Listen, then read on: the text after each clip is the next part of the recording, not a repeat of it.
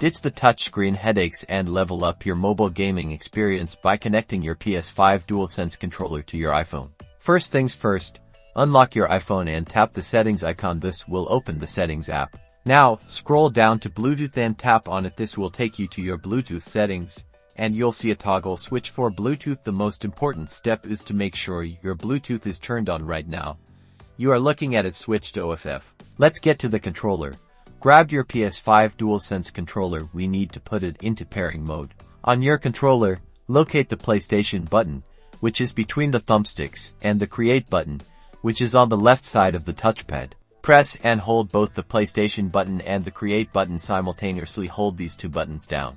Take a look back at your iPhone in the Bluetooth settings. You should see your controller listed as DualSense Wireless Controller or a similar name. Under other devices it will initially say not connected next to the controller's name. Tap on DualSense Wireless Controller to connect it. After tapping, the controller will show connecting for a brief moment and then change to connected. Check the top of the iPhone screen and you will see the Bluetooth symbol or the battery life status of your controller. Congratulations! Your PS5 controller is now successfully paired with your iPhone. Launch your favorite mobile game that supports controllers and start playing.